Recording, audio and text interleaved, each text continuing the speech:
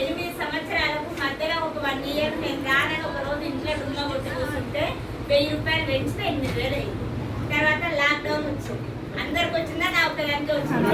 అందరికి వచ్చింది. మా సార్ బిజినెస్, ఆయనది 0 ఇన్కమ్, నాది 0 ఇన్కమ్. అంతకుముందు మంచిగానే ఉన్నాము, పిల్లల్ని చదివించుకున్నాము, మెయింటైన్ చేసినాం. కానీ రూపాయి వెనక రూపాయి కూడా ఇవ్వలేదు. అదే వచ్చింది కష్టము. లాక్డౌన్ టైంలో చాలా ప్రాబ్లమ్స్ ఫేస్ చేసినాము. ఇల్లు రెంట్ కూడా కట్టుకోలేని పొజిషన్లోకి వచ్చాము. ఊళ్ళో మా సార్ వాళ్ళు చిన్నగా ఉన్నప్పుడే హైదరాబాద్ షిఫ్ట్ అయ్యారు. ఉన్న ఇల్లు కూలిపోయింది. ప్లేస్ ఒకటే ఉంది, అత్తగారి ఇంటికాడ. నేను అమ్మ వాళ్ళ ఇంటికాడ పెద్ద ఇల్లు ఉంది. కానీ ఒక్కరోజు చుట్టలాగా ఓనికి ఇష్టపడతాము. నెలల తరబడి ఉండాలని ఇష్టపడతామా? ఇష్టపడం కాబట్టి వెళ్ళడానికి ఇష్టం లేదు. కానీ తప్పక వెళ్ళాల్సి వచ్చింది. వెళ్ళినాం. కానీ మా సార్ ఉండలేక సెకండ్ కరోనా 2-3 గంటలు టైం ఇచ్చింది కదా, వచ్చి ఏదైనా నేను వర్క్ చేసుకొని కొంచెం సెట్ చేసి మిమ్మల్ని తీసుకోవచ్చు అంటే వారం రోజుల గ్యాప్లోనే కరోనా టైం కదా, ఉంటే అందరం ఒక దగ్గర ఉంటాం, లేదంటే లేదని మేము కూడా వచ్చేసినాము. వచ్చి ఏదైనా వర్క్ దొరికితే బాగుండన్న టైంలో మా సార్ కిరాయి ఆటో తీసుకొచ్చుకొని నడుపుకుంటూ జీవితం సాగిపోతుంది. ఆ టైంలో ఇంకేదైనా వర్క్ దొరికితే కొంచెం హెల్ప్ అవుతుంది కదా ఇంట్లకు అన్న థాట్తో చూస్తుంటే ఎలక్షన్ సర్వే వచ్చింది. సెకండ్ కరోనాలో ఎలక్షన్స్ టైము. ఆ ఎలక్షన్ సర్వే చేసినాము. చేస్తే ఒక 2-3 నెలలు ఎలక్షన్స్ సర్వే చేస్తే మంచి ఇన్కమే వచ్చింది. లాక్డౌన్ తీసేయలేదు కానీ ఎలక్షన్స్ అయిపోయింది. మళ్ళీ 0కి వచ్చింది.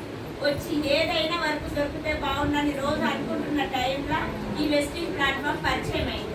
ఇంత ఆకలితోనే ఉన్నా కదా మేడం, మరి రాగానే పట్టుకోవాలి కదా. ఏదైనా ఆపర్చునిటీ కోసమే వెతుకుతున్నాం కదా. మంచి ఆపర్చునిటీ చేసుకుంటే డబ్బులు వస్తాయి. ఒక మంచి బిజినెస్ ఉంది, నెట్వర్క్ మార్కెటింగ్ అని పరిచయం అవుతుంది మనకు. అట్లనే అవుతుందా ఇంకా వేరేలాగా అవుతుందా? ఒక బిజినెస్ అనేది తెలుస్తుంది కదా. ఇంట్లో ఉండేటోళ్ళకు ఇల్లు స్కూల్ తప్ప హౌస్ వైఫ్స్ కానీ మనం లేడీస్ అందరికీ ఇల్లు స్కూల్ పెద్దగా బయట ప్రపంచం తెలియదు.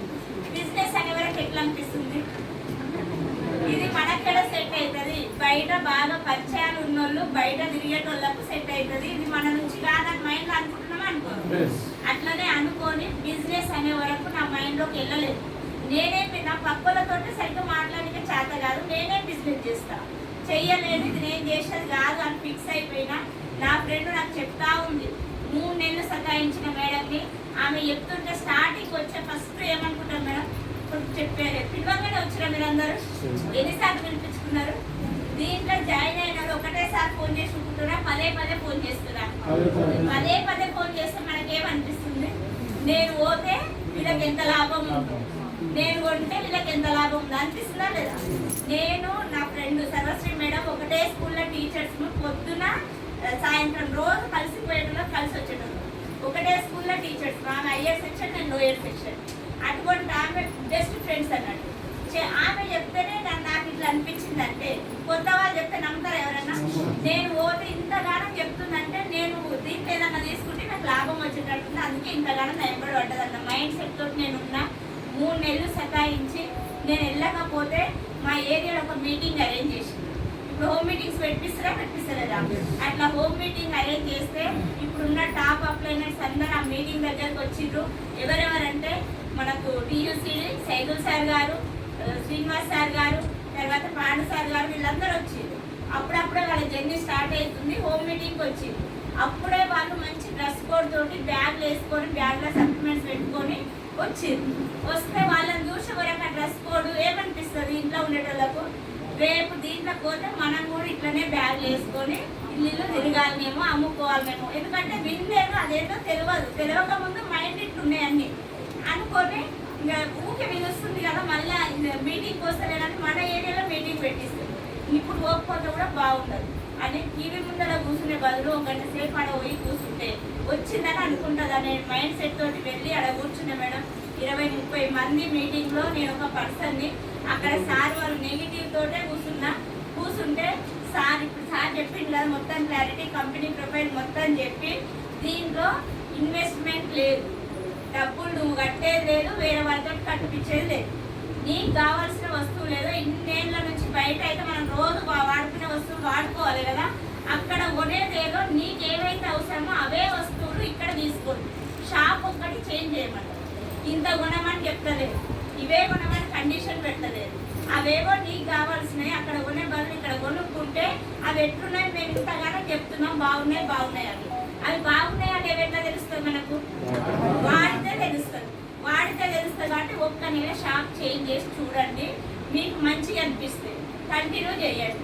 ఒకవేళ వాడుకుంటే మనకు ఫస్ట్ వచ్చే బెనిఫిట్ ఏంటంటే హెల్త్, ఆరోగ్యం వస్తుంది, హాస్పిటల్కి దూరం అవుతారని చెప్పింది. అదే ఎక్స్పీరియన్స్ నీకు మంచిగా అనిపించి నీకు ఆరోగ్యం వస్తే మన చుట్టుపక్కల అన్నదమ్ములకు, అక్కయ్యలకు, ఫ్రెండ్స్కి చెప్తామా చెప్పమా? వాళ్ళకు కూడా నీ ఎక్స్పీరియన్స్ షేర్ చేయమంటారు. ఇల్లు తిరిగి అమ్మమంటలేదు. ఎక్స్పీరియన్స్ షేర్ చేస్తే మంచిగా అనిపించి వాళ్ళు కూడా తెచ్చుకొని వాడుకుంటే వాళ్ళకి ఆరోగ్యం వస్తుందా రాదా? వస్తుంది. ఇట్లా చేయండి. నీకు బాగుందా అంటే నేను వంట నూనెతో కనెక్ట్ అయ్యి వచ్చిన సార్ దీంట్లోకి. నాకు ఒక సైడ్ నరాలు గుంజే పెయిన్ ఉండేది. దీంట్లో రైస్ బ్రాండ్ ఆయిల్ అని ఉంటుంది. ఆ రైస్ బ్రాండ్ ఆయిల్ 2 లీటర్ల క్వాంటిటీ ఉంటుంది. బయట దాంతో కంపేర్ చేసి రేట్ ఎక్కువ ఉందని 3 నెలలు టైం వేస్ట్ చేసుకొని వచ్చినది. ఇంత రేట్ నేను పెట్టలేనని. కానీ అది వాడిన తర్వాత బలవంతంగా ఐడి తీసుకున్న మీటింగ్ విన్న తర్వాత ప్రోడక్ట్ తీసుకోవాలంటే కొంచెం రేట్లు ఎక్కువ అనిపించినాయి. ఇప్పుడు మీకు ఎట్లా అనిపిస్తున్నాయి? రేట్ మామూలుగానే ఉన్నాయా? ఎక్కువ అనిపిస్తున్నాయా? ఎక్కువ అనిపిస్తున్నాయి. నూనె డబ్బా 560 రూపాయలు అంటే 450 ఐడి ఉన్న వాళ్ళకి వస్తుంది. నాకేమనిపించింది అంటే బయట నాకు 4 లీటర్లు వస్తుంది, ఇంట్లో 2 లీటర్లు 450 రూపాయలు అంటుంది. ఇంత రేట్ నేను పెట్టలేను, ఇంత పెట్టి నేను యూజ్ చేయలేదు. అది ఎట్లనైనా ఉండాలి కానీ నేను ఇంత రేట్ పెట్టలేనని ఫిక్స్ అయి తీసుకోకుండా ఉంటే ఈమె ఐడి తీసుకున్నది కానీ ఐడి పోయేటట్టుంది, ప్రోడక్ట్ తీసుకునలేదని కొన్ని ప్రోడక్ట్స్ తీసుకొని సరస్వతి మేడం మా ఇంటికి వచ్చింది. ఫ్రెండ్ ప్రోడక్ట్స్ తీసుకొని ఇంటికి వచ్చినప్పుడు రిటర్న్ ఇస్తామా మేడం? ఇదే అంత రేట్ పెట్టి వాడడానికి అయితే ఇష్టం లేదు కానీ రిటర్న్ ఇస్తే ఫీల్ అవుతుంది, ఫ్రెండ్షిప్ కట్ అవుతుంది. ఒకవేళ నచ్చలేదని చెప్పాలన్నా వాడితేనే కదా నచ్చిందా అయితే లేదు తెలియాలి. ఇంక ఈ ఒక్కసారికి తప్పేటట్టు లేదు అని నచ్చలేదని చెప్పడానికి వాడుకున్నా. నా వంట నూనె 2 లీటర్ల నూనె 15 రోజులు వచ్చింది నాకు. ఆ 15 రోజుల వంట నూనె వాడుకుంటే ఒక సైడ్ నరాలు గుంజే పెయిన్ తగ్గిపోయింది నాకు. డైజెషన్ మంచిగా అవుతుంది, బాడీ యాక్టివ్ ఉంటుంది. నా ఒక్కదాని కాదు, మా ఇంట్లో అందరూ నూనె బాగుంది అని చెప్పింది. నూనె బాగుంది అంటే నేను మెల్లమెల్లగా ఇది వేరే వాళ్ళకి షేర్ చేస్తే డబ్బులు వస్తాయని చెప్పారు కదా. మా అన్నయ్యకు, మా మరిదికి, మా ఆడపడుచు ముగ్గురికి చెప్పిన. ఫస్ట్ కొత్తలో దానిపోతే నాకు నచ్చిందని వాళ్ళకు కూడా నచ్చాలని రూల్ లేదు కదా. ఒకవేళ ఎట్లున్నా ఏదన్నా సర్ది చెప్పొచ్చు వీళ్ళకైతే అనుకొని చెప్తే వాళ్ళు కూడా వాడుకొని బాగుంది, ఆయిల్ మంచిగా ఉన్నాయి ప్రొడక్ట్స్ అన్నారు. ఇంకా వేరే వాళ్ళకి చెప్తే నువ్వెంత మందికి చెప్పి టీం తయారు చేసుకుంటే అన్ని డబ్బులు వస్తాయి దీంట్లో అని చెప్పి. మనకు కావాల్సింది ఏంది? డబ్బులే కదా. ఇక్కడ ఈ ఎక్స్పీరియన్స్ షేర్ చేస్తే డబ్బులు వస్తాయి అంటే మెల్లమెల్లగా చెప్పడం స్టార్ట్ చేసి దీంట్లో ఒక మీటింగ్కి వస్తే తెలుస్తుంది. ఇప్పుడు ఇక్కడికి వస్తేనే కదా సార్ తెలిసింది. ఒక మీటింగ్కు బలవంతంగా 3 నెలల తర్వాత ఎంఎస్ఆర్ సార్ గారు తుర్కేంజాల్లో మీటింగ్ జరిగింది. ఎంఎస్ఆర్ గురువు గారి మాటలు విని సైదుల్ సార్ ఇచ్చిన క్లారిటీ తీసుకొని ఇంటికి వచ్చిన. ఆ మీటింగ్ నిన్న నైట్ అసలు నిద్ర పడతలేదు. ఇన్ని రోజులు నేను ఎందుకు టైం వేస్ట్ చేసిన? దీంట్లో లాస్ అయ్యేది లేదు, నిజాయితీగా వస్తుంది, ఎవరిని లాస్ చేసేది లేదు. మరి నోటి మాటనే కదా. నోటి మాట అంటే ఎంతైనా చెప్పుకోవచ్చు కదా, అబద్ధం ఆడమంటలేదు. బాగుంది కదా అని టైం వేస్ట్ చేసుకునే నిద్ర పట్టని టైంలోనే నాకు చెప్పిన మేడంకు 14,000 ఇన్కమ్ వచ్చింది మేడం. ఇద్దరికి ఆమె చెప్పుకుంటూ వస్తుంది, నేను అవాయిడ్ చేస్తున్నా. ఆమెకు 14,000 వచ్చినప్పుడు ఏమనిపిస్తుంది? ఇంకా ఆమె చెప్పినప్పుడు ఇంకా నాకు దాంట్లో సగమని వస్తుండే కదా. ఇప్పటికైనా ఏం లేదు, ఆమె చేసిన పని నేను చేస్తే నాకు వస్తాయా రావా? వస్తాయని అర్థమైంది. నెక్స్ట్ డే నుంచే 14,000 చెక్కు చూసిన. నెక్స్ట్ డే నుంచి వర్క్ చేయడం స్టార్ట్ చేసిన. షాప్ చేంజ్ చేస్తే ఫస్ట్ మంత్ ఇన్కమ్ 126 రూపాయలు వచ్చింది. Second month 146. ఈ 2 శ్రీనివాస్ సార్ కానీ వాళ్ళ జర్నీ 50,000 జీతము, నేను 13,000 వస్తుంది. నెక్స్ట్ మంత్ రిజైన్ చేస్తున్నా, ఫుల్ టైం వెస్టేజ్లోకి దిగుతున్నా అంటున్నారు సార్. ప్రతి మీటింగ్లో హోమ్ మీటింగ్స్ సారెంబడి వెళ్తున్నాము. ప్రతి మీటింగ్లో చెప్తున్నాం డేట్తో సహా నేను రిజైన్ చేస్తున్నా ఈ డేట్ అని చెప్తున్నాను. చెప్తుంటే ఇల్లు మొత్తం మెయింటైన్ చేసేటోళ్ళే జాబ్ వదిలేసి ఇంత తక్కువ వచ్చిన దాంట్లో దీంట్లో చేస్తున్నారు. అంటే జాబ్లో కంటే ఎక్కువ ఏదో కనిపించినందుకే కదా, మామూలుగా అయితే వదిలేయారు కదా. అదేదో వాళ్ళకి అర్థమైంది కాబట్టి ఉట్టిగా అయితే వదిలేయాలని అర్థం చేసుకొని నేను స్కూల్కు రాను మేడం అని చెప్పేసి ఫుల్ టైం దీంట్లో దిగితే 7,500, 8,000 అయినాయి, 18,000, 23,000, 27,000, 31,000, 43,000, 27,000, 58,000, 63,000, 88,000, 99,000, 1,05,000, 1,10,000, 1,20,000, 1,39,000, 1,59,000, 1,78,000, 1,96,000. Last month income 2,04,000.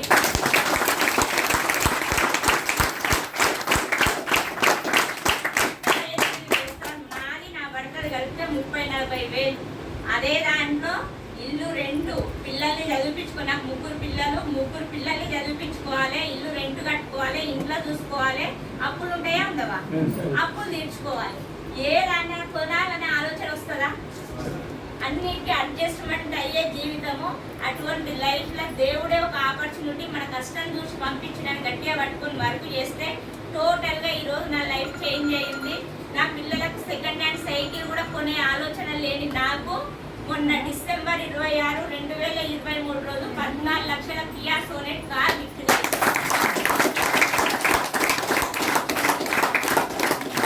దీంట్లో ఇదేందో తెలుసుకొని నిలబడితే నా నుంచి ఏడవుతుంది అనుకుంటే ఏం కాదు.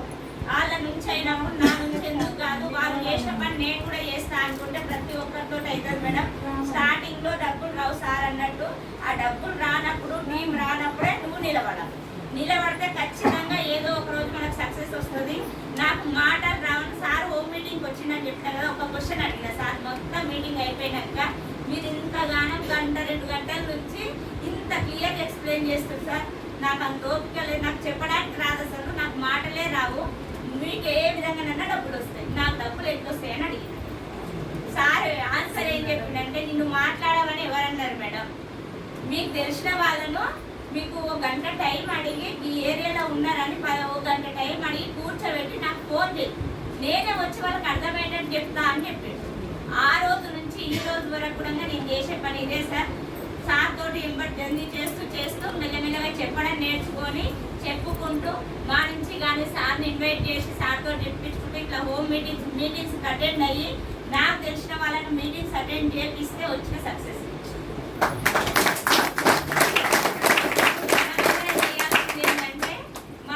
వస్తే కంపెనీ ఇంతే కనిపిస్తుంది. మన ఇష్టం ఉన్న పనులు మనం చేసుకుంటూ వాళ్ళు చెప్పేసరికి అయినాము, ఇంకా ఇది చిన్నగా కనిపిస్తుంది కాబట్టి సెటిల్ వేస్తున్నారు. అదే ఈ మీటింగ్ వస్తే కంపెనీ వాల్యూ తెలుస్తుందా తెలియదా? చాలా పెద్ద కంపెనీ తలరాతలు చేంజ్ అవుతుంది, మామూలుగా కాదు. చిన్న స్థాయి ఇప్పుడు ధనవంతులు కానీ ఎన్నో అవకాశాలు ఉన్నాయి, కానీ ఒక సాధారణ మహిళ కానీ ఎవరైనా సాధారణ మనిషి సక్సెస్ కానికే ఏకైక కంపెనీ వెస్టీజ్ కంపెనీ. నాకేం తెలియదు అని పరిచయం చేస్తే చాలు అన్నాడు కదా.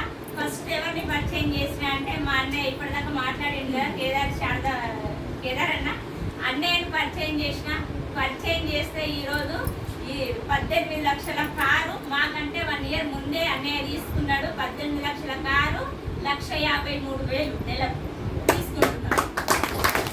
మా ఫ్రెండ్ చిన్నప్పుడు చదువుకున్న ఫ్రెండ్ 5 నుంచి 8వ తరగతి వరకు ఇద్దరం చదువుకున్నాం, క్లాస్మేట్. ఆ సార్ గెట్ టుగెదర్ ఆ మధ్య నేను వెస్టీజ్లో పరిచయమైన మధ్యలోనే జరిగింది.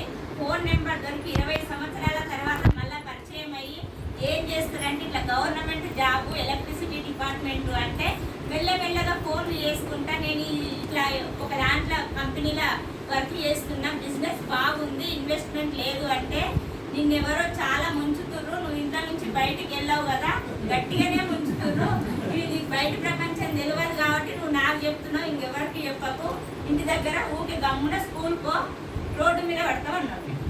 అంటే అన్నారు సరే నేను రోడ్డు మీద పడతా ఓకే, కానీ ఇదేందో తెలుసుకున్నా. నేను మీటింగ్ పోయినా నాకు అర్థమైంది, నిజంగానే ఇది మునిగేదేమో, ఒకసారి నువ్వు మీటింగ్కి రా, వచ్చి మునిగేదైతే నేను కూడా పనిచేస్తాను, ఒకవేళ మంచిగా ఉంటే నువ్వు కూడా చేస్తావు అనుకొని పిలవంగా ఒక మీటింగ్ అటెండ్ అయ్యి ఎండింగ్లో వచ్చి నేను 20-30 సంవత్సరాల నుంచి వర్క్ చేస్తే 30-40 దాటలేవు. ఇక్కడ స్టేజ్ మీద ఆయమ్మ వచ్చి 70,000, 80,000, 1,00,000 పాండు సార్ 2 లక్షలు అంటున్నారు. నేను 1 సంవత్సరం 2 సంవత్సరాల్లో 1,00,000, 2 లక్షలు అంటున్నారు. ఇంక మీరు ఇదంతా ఫేకే, బాగానే ముంచుతున్నారు ఎవరన్నా అని వెళ్ళిపోతే మళ్ళీ ఇంకొకసారి ఫోన్ చేసిన, నువ్వు ఎండింగ్లో వచ్చినావు కదా, నీకేం అర్థం కాలేదు, ఒక్కసారి స్టార్టింగ్ నుంచి ఎండింగ్ దాకా ఈ ఒక్కసారి నేను మళ్ళీ మీటింగ్ కోసం అయితే ఫోన్ చేయనని పిలిస్తే ఒక్క మీటింగ్ సైజులు సార్ ఇచ్చిన క్లారిటీ మీటింగ్ 10కి అయితే 9:30కి వచ్చి కూర్చొని ఫుల్ మొత్తం స్టార్టింగ్ నుంచి ఎండింగ్ దాకా అయ్యి ఆ రోజు పట్టుకున్నాడంటే ఈ రోజు వరకు టోటల్ అది గవర్నమెంట్ జాబ్ రిజైన్ చేసి వచ్చి 22 లక్షల కారు 81,000 తీసుకుంది. కాకుండా మెల్లమెల్లగా ఇప్పుడిప్పుడే జర్నీ స్టార్ట్ అవుతుంది. వీళ్ళ ద్వారా కొంత వందల మంది డబ్బులు తీసుకుంటున్నారు, కార్లు తీసుకుంటున్నారు. అదేవిధంగా ఇంకా సైడ్ నంగా వీళ్ళిద్దరు ఆల్రెడీ పెద్ద లీడర్స్ అయ్యారు, వాళ్ళ కింద కార్లు ఇప్పిస్తున్నారు. వీళ్ళ లైన్సే కాకుండా నా సపరేట్గా నేను ఒక 5 మందికి 1,00,000+ కార్ ఇప్పించాలని గోల్ పెట్టుకొని నేను డిసెంబర్కి 5 లక్షలు తీసుకున్నాను. ఈ ధైర్యం అంతా ఎక్కడదా అంటే ఓన్లీ ఫర్ వెస్టింగ్. బాగుందా లేదా? మరి మీరేం చేయాలి ఇప్పుడు? మరి డబ్బులు ఎట్లా వస్తున్నాయో తెలుసుకోవాలంటే ఏం లాస్ అయ్యేది లేదు సార్. కంపెనీ ఎండి ఏమంటుందంటే నేను 450+ ప్రొడక్ట్స్ నేను తయారు చేసిన నా ఆధ్వర్యంలో నా ఇంట్లో నేను వాడుతున్నా, బాగున్నాయి, ఒకసారి బయట షాప్ చేంజ్ చేసి ఇందులో వాడుకోండి, నచ్చితే వేరే వాళ్ళ వాడుకుంటే హెల్త్ వస్తుంది, నీ ఎక్స్పీరియన్స్ షేర్ చేస్తే డబ్బులు వస్తాయి అని